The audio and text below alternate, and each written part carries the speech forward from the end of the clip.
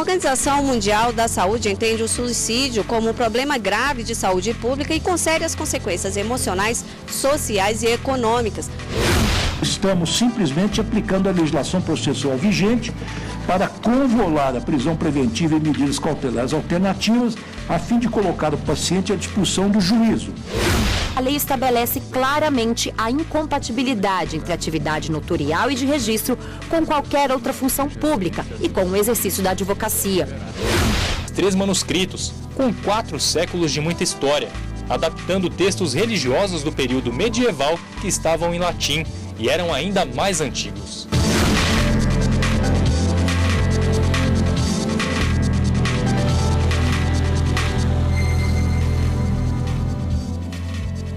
Olá, boa tarde. Boa tarde. O ex-governador do Rio de Janeiro, Antony Garotinho, foi condenado pelo crime de formação de quadrilha armada. A decisão é do Tribunal Regional Federal da 2ª Região e quem tem as informações ao vivo é a repórter Carolina Chaves. Boa tarde, Carolina. Boa tarde, Galton. Boa tarde a todos. Olha, ele foi condenado a 4 anos e 6 meses de reclusão. A segunda denúncia, Garotinho nomeava policiais civis que facilitavam o contrabando de peças para máquinas de aposta, facilitando a exploração do jogo ilegal. O TRF ainda expediu um ofício comunicando a decisão ao Tribunal Regional Eleitoral e ao Ministério Público Eleitoral. Caberá ao TRE decidir a inelegibilidade ou não de Garotinho ao governo do Rio de Janeiro. A defesa dele ainda pode recorrer aos embargos de declaração no próprio Tribunal Regional Federal da 2ª Região, questionando uma possível omissão, obscuridade ou contradição na decisão, mas não poderá mudar o resultado dela. Só depois do julgamento desses embargos é que Garotinho poderá cumprir a decisão. Rafaela. Obrigada, Carolina. Ministros da 2ª Turma do Supremo Tribunal Federal decidem manter a liberdade do doleiro Atos Albernaz. Alvo da Operação Lava Jato, ele é acusado de integrar um esquema de envio ilegal de dinheiro para o exterior e deverá cumprir medidas cautelares. Entre elas, o doleiro não pode sair do país. O ministro Ricardo Lewandowski desempatou o julgamento do habeas corpus de Atos Albernaz. Preso preventivamente pela Operação Câmbio Desligo em maio deste ano, a defesa pedia no STF a revogação da prisão. Na sessão da 2ª turma desta terça-feira, o ministro Ricardo Lewandowski disse que o doleiro pode permanecer em liberdade e seguir os ministros Dias Toffoli e Gilmar Mendes, que tinham votado há 2 semanas. Estamos simplesmente aplicando a legislação processual vigente para convolar a prisão preventiva e medidas cautelares alternativas, a fim de colocar o paciente à disposição do juízo, bem como das demais autoridades investigadoras, sem prejuízo de que seja preso novamente, caso fatos supervenientes assim o determinem. Ainda durante a sessão, os ministros começaram a julgar um pedido de Paulo Vieira de Souza, ex-diretor da Dersa. Ele pede a revogação da prisão preventiva decretada 2 vezes pela Justiça Federal de São Paulo nos meses de abril e maio. Os ministros Gilmar Mendes, relator, e Dias Toffoli votaram para que Paulo Vieira responda à ação penal em liberdade.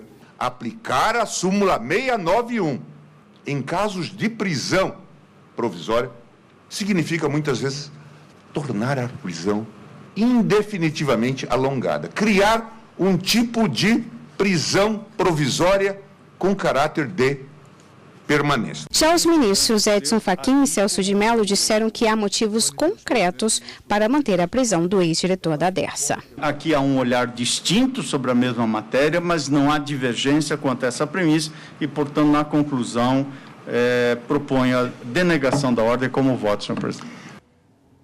E na primeira turma do Supremo, um homem condenado por assassinar a irmã teve o pedido de habeas corpus negado. Outro julgamento foi de um caso de atentado violento ao pudor ocorrido em Minas Gerais. Na tribuna, o réu, que é advogado, veio fazer a própria defesa. O caso corre em segredo de justiça e o nome não é divulgado. Em 2008, a 3ª Vara Criminal de Uberaba, em Minas Gerais, condenou um homem por atentado violento ao pudor.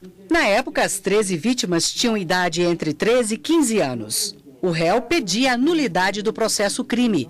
Alegava que as vítimas foram intimidadas no depoimento, mas o relator, ministro Marco Aurélio, negou o provimento ao recurso do réu. A alegada nulidade do processo por intimidação das vítimas não merece essa alegação acolhimento.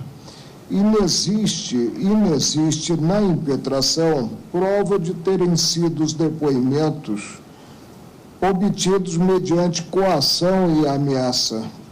Não vicia a prova o fato de uma das vítimas haver sido apanhada na escola para ser ouvida, ou sentido medo de ser presa, ou alertada por policiais não identificados que deveria falar a verdade. Os outros ministros seguiram o mesmo entendimento. O réu, que já cumpriu 7 anos de prisão, foi solto em junho passado por uma liminar do ministro Marco Aurélio em outro processo. E aí surgiu um impasse, se ele deveria continuar solto ou ser preso de novo. Eu nunca vi, um caso em que, após o julgamento da impetração, o colegiado tenha determinado a prisão. O réu foi liberado. Os ministros também julgaram o habeas corpus de Francisco Gilson Pereira de Lima. Ele assassinou a irmã e foi condenado a 12 anos e meio de prisão pelo 3º Tribunal do Júri de São Paulo. A defesa alegava que o réu agiu em legítima defesa e pedia ao Supremo a invalidação do Tribunal do Júri. O relator, ministro Marco Aurélio, indeferiu a ordem. Penso que não se extravasou o campo próprio ao devido processo legal, consideradas as duas partes do processo crime. Por isso, estou indeferindo a ordem. Os outros ministros acompanharam o relator e mantiveram a condenação. Quarta-feira é dia de sessão no plenário do Supremo Tribunal Federal e a Corte pode fazer ajustes na decisão que definiu que entidades beneficentes de assistência social só podem receber imunidade tributária por lei complementar. Esse é apenas um dos itens da pauta de julgamentos de logo mais às 14h. Vamos ver agora outros assuntos em pauta. Direitos fundamentais é o tema seguinte, com ação direta de inconstitucionalidade contra dispositivos que prescrevem o cancelamento sumário do registro especial de empresas tabagistas que não cumprirem determinadas obrigações tributárias. Poder Judiciário e funções essenciais da Justiça é o tema seguinte com outra ADI, que trata de concurso público na área notarial e de registro, ou seja, o trabalho em cartórios no estado de Minas Gerais. Servidor público é outro tema com um único processo, uma ação rescisória contra a decisão da primeira turma do STF sobre vencimentos de servidores do antigo IAP, Instituto de Aposentadorias e Pensões dos Industriários. Separação de poderes e federação é o último tema do dia com 2 ADIs. A primeira trata da Lei do Rio Grande do Sul, que dispõe sobre organismos geneticamente modificados, e a segunda da implantação do campus universitário de Bragança Paulista, em São Paulo. Nos 2 casos, é questionado se houve invasão de competência dos legislativos estaduais para tratar de área de competência da União. Mais informações sobre a pauta de julgamentos no site do Supremo Tribunal Federal, stf.jus.br. Superior Tribunal de Justiça mantém arquivada a ação penal contra ex-presidente do Banco Bradesco por suposta prática de corrupção. Vamos então ao vivo lá ao STJ conversar com a repórter Jéssica Castro. Boa tarde, Jéssica.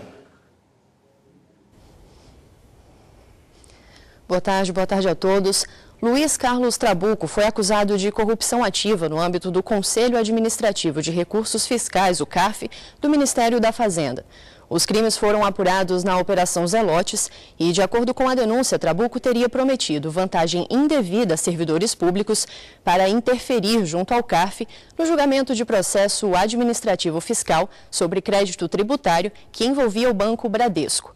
O Tribunal Regional Federal da Primeira Região trancou a ação penal, por entender que a denúncia do Ministério Público Federal não apresentou provas mínimas dos atos de corrupção atribuídos a Luiz Carlos Trabuco. No STJ, o relator, ministro Nefe Cordeiro, confirmou que não foram apontadas condutas precisas que confirmassem a autoria da prática dos crimes e considerou a denúncia genérica e imprecisa. Os ministros da 6ª turma concluíram, por unanimidade, pelo arquivamento da ação penal. Nós voltamos com vocês. Rafaela? Obrigada pelas informações. E depois do intervalo, um tema delicado, mas que precisa ser discutido. A Organização Mundial da Saúde entende o suicídio como um problema grave de saúde pública e com sérias consequências emocionais, sociais e econômicas.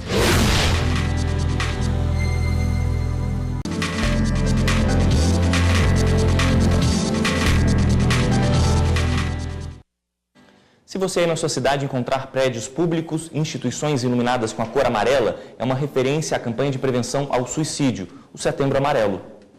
E mesmo sendo tratado como um certo tabu, de acordo com especialistas, o suicídio é um grave problema de saúde pública em todo o mundo. Os números da Organização Mundial da Saúde comprovam: a cada 40 segundos, uma pessoa se suicida. No braço, o registro de um sentimento para nunca mais esquecer e lembrar que a vida continua. Essa escritora passou por momentos difíceis por causa da depressão e outros transtornos, como ansiedade, sentimentos que teve desde cedo. Eu tentei conversar com a minha mãe, não deu. Né? Naquela época as informações vinham de livros, né? A gente não tinha internet. Eu me trancava muito, né? Eu me fechava muito para o mundo. E em muitos casos é assim, sentimentos que se confundem e muitas vezes não são levados a sério por quem está por perto. A depressão, ansiedade, espectro bipolar, terror noturno podem esconder um problema bem grave e levar ao suicídio. Percebi que quem tem depressão e esses transtornos todos, a pessoa se acha um fardo, então ela não procura amigos para poder, porque ela acha que é pesada para as pessoas. A Organização Mundial da Saúde entende o suicídio como um problema grave de saúde pública e com sérias consequências emocionais, sociais e econômicas, mas que pode ser prevenido.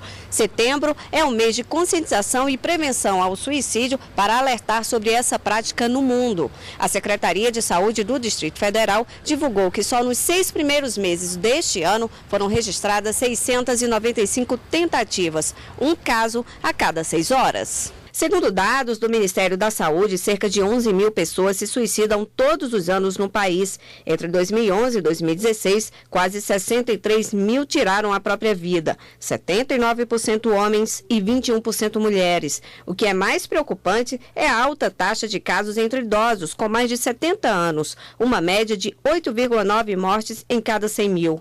No mundo, o suicídio representa 1,4% de todas as mortes e, em 2012, tornou-se a 15ª causa de mortalidade na população geral e a segunda entre os jovens entre 15 e 29 anos. O CVV, Centro de Valorização da Vida, realiza o apoio emocional na prevenção do suicídio para quem precisa de atenção. Basta ligar para o telefone 188. O atendimento é sigiloso e funciona 24 horas todos os dias. Tem também a possibilidade de acesso pelo site no www.cvv.org.br.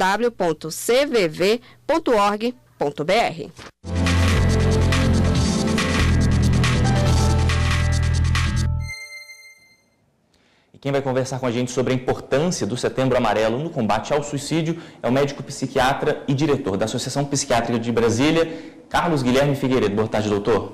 Boa tarde a todos. Vamos começar pelo básico. Qual é a importância de ter um mês como referência para o combate ao suicídio? A importância é concentrar esforços na prevenção do suicídio. Levar informação precisa, de maneira adequada à população, e dessa forma poder prevenir o suicídio. A maior parte dos quadros, a maior parte das pessoas que morreram por suicídio, elas tinham algum transtorno psiquiátrico. Segundo dados da Organização Mundial de Saúde, 97% das pessoas que suicidaram, elas preenchiam o critério para um quadro psiquiátrico, ainda que não estivesse sendo tratado, ou não tivesse o diagnóstico, ou ainda estivesse sendo tratado de maneira inadequada. Agora, como identificar esse problema de saúde, uma depressão que possa evoluir para o suicídio? Como ajudar essa pessoa? A forma de ajudar é sempre orientar as pessoas a procurar a ajuda específica. Qualquer coisa que envolva suicídio é uma emergência médica e requer o cuidado específico do profissional da área. Uma pessoa que tem uma suspeita de infarto ou algo no coração, todo mundo indica procurar um cardiologista. E se a pessoa tem algum problema de saúde mental, alguma doença psiquiátrica, existe um tabu, um preconceito de orientar essas pessoas a buscarem ajuda profissional com o especialista, com o psiquiatra, com o psicólogo, com todos os profissionais que trabalham, que atuam nessa área. Ou seja, os familiares, amigos, pessoas próximas devem sempre estar atentas.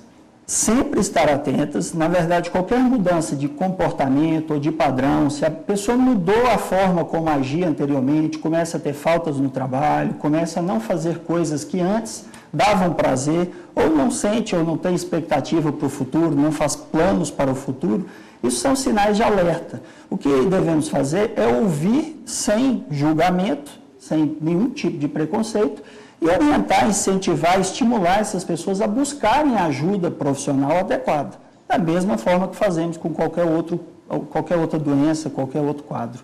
Agora, a divulgação de notícia, né, de forma inadequada, isso pode influenciar também, doutor?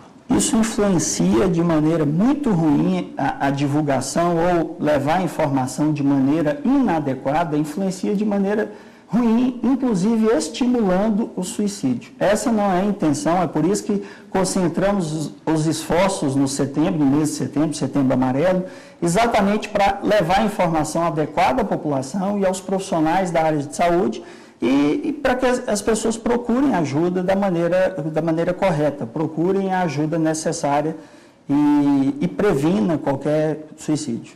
Agora, diante dos dados que a gente viu na reportagem, 11 mil casos de suicídio por ano, isso é um caso mesmo de saúde pública, é um problema de saúde pública? É um problema de saúde pública, especialmente porque essas pessoas geralmente têm um quadro psiquiátrico, têm uma doença que requer tratamento.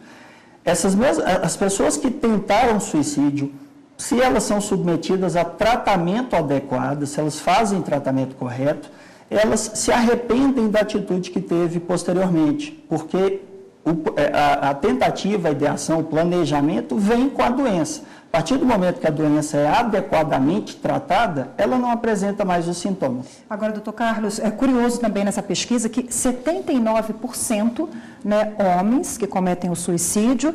Agora, em contrapartida, tentativa de homicídio, esse número, em comparado com as mulheres, né, cresce. Por que essa disparidade? Então, a tentativa de suicídio é maior nas mulheres, cerca de 3 vezes maior do que nos homens, né? As mulheres tentam muito mais, mas os homens morrem mais do que as mulheres por suicídio. Na verdade, são tentativas mais efetivas, diria assim.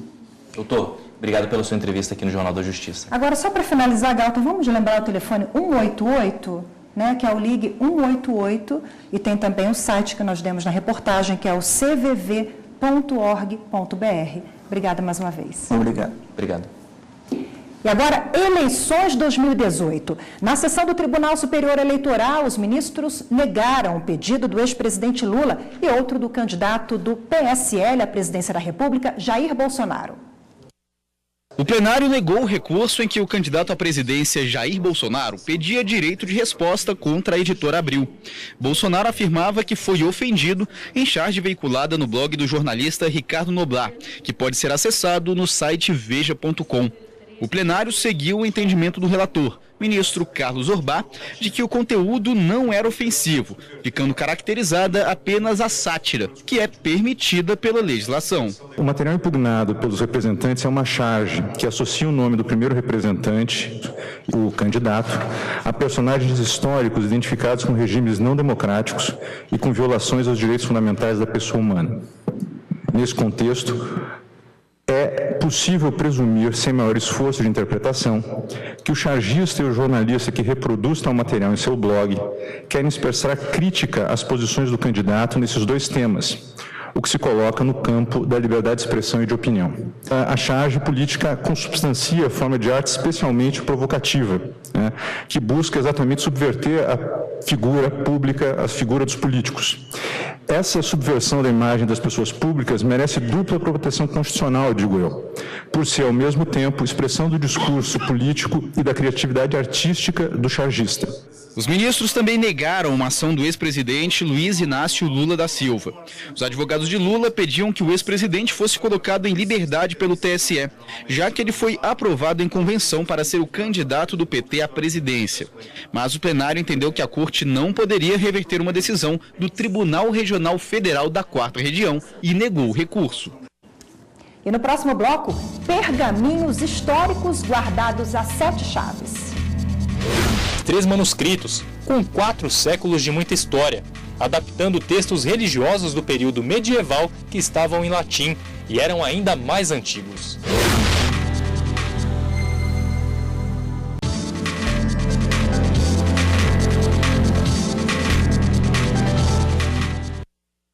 Gerente geral de agência bancária exerce cargo de gestão e, por isso, não se submete a controle de jornada. Foi esse o entendimento confirmado pelo Tribunal Superior do Trabalho. Os ministros negaram o pedido de um ex-gerente de um banco de Santa Catarina. Ele pediu pagamento de horas extras, alegando ter sido submetido a controle de jornada por meio de anotação em folha de ponto. Na reclamação trabalhista, o ex-gerente argumentou ter sido submetido a controle de jornada por meio de anotação de presença, o que, segundo ele, geraria direito ao recebimento de horas extras a partir da 8ª hora diária trabalhada. Alegou a existência de prova de controle de jornada de trabalho, além de falta de amplos poderes de gestão. A primeira turma não conheceu do recurso de revista contra a decisão de segundo grau que havia negado o pedido do trabalhador. A decisão foi baseada na súmula 287 do TST, que aplica ao gerente geral de agência bancária o artigo 62 da CLT, excluindo quem exerce o cargo de gestão do controle da jornada de trabalho. No exame dos embargos interpostos à SDI1, o relator ministro Alexandre Agra Belmonte observou que na condição de gerente geral da agência, o profissional possui total liberdade no exercício das atividades. Ele é, segundo o ministro, a autoridade máxima no local, a quem todos os demais empregados da agência estão subordinados. Dessa forma, as anotações nas folhas de presença se destinam somente ao controle de frequência. Ficaram vencidos os ministros Renato de Lacerda Paiva, Vieira de Melo Filho, Augusto César Leite de Carvalho e José Roberto Freire Pimenta.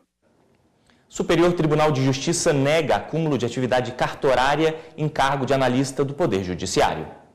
A segunda turma do STJ rejeitou o recurso em mandado de segurança de um servidor que pretendia assumir um cartório na cidade de Cruz das Almas, na Bahia, sem pedir exoneração da função que exercia anteriormente. O homem é analista do Poder Judiciário e entrou com um recurso em mandado de segurança no Tribunal de Justiça da Bahia, onde argumentou que o pedido de licença apresentado para tratamento de assuntos particulares não configuraria acúmulo de cargo público e faria com que ele não estivesse em exercício efetivo da função. O mandado de segurança foi negado pelo Tribunal Estadual. O recurso foi levado ao STJ, onde o ministro relator, Mauro Campbell Marques, lembrou que a lei estabelece claramente a incompatibilidade entre atividade notarial e de registro com qualquer outra função pública e com o exercício da advocacia. O ministro explicou que a licença para tratar de interesses particulares não é suficiente para suprimir a previsão de incompatibilidade entre as funções. E ainda, que a vedação expressa na lei implica a necessidade de opção entre a delegação ou cargo público com a respectiva exoneração do cargo ou a recusa à delegação. Diante dos argumentos do relator, a turma, por unanimidade, rejeitou o recurso do servidor. Você vai conhecer agora um acervo raro e valioso guardado na Universidade de Brasília. São 3 pergaminhos do século XIV que preservam parte da história de Portugal.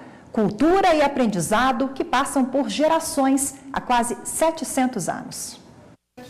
Todo cuidado é pouco. Manusear o material só com luvas. Até a iluminação deve ser regulada para evitar qualquer tipo de dano. O motivo? Estes 3 manuscritos, com 4 séculos de muita história, adaptando textos religiosos do período medieval que estavam em latim e eram ainda mais antigos. Os pergaminhos foram encontrados no norte de Portugal em 1925. Vieram para o Brasil na década de 50 e estão aqui na Universidade de Brasília desde 1964, trazidos por um professor. Aqui na UNB, o material passa por cuidados especiais. Afinal de contas, são fragmentos de obras que podem ser ainda maiores. Um deles, que é o Livro das Aves, ele realmente é só um fragmento. Nós temos só praticamente um caderno, né? São 8 folhos no total. E então a gente sabe que provavelmente, pelo que se conhece de outras produções semelhantes, ele seria bem maior. Pesquisadores estimam que os manuscritos tenham sido feitos em 1380. Além dos bestiários, obras que retratavam aves como forma de expressão, o material também traz relatos da vida de padres portugueses e italianos. E olha que legal, Todo o material está digitalizado e pode ser acessado no site da Biblioteca da UNB.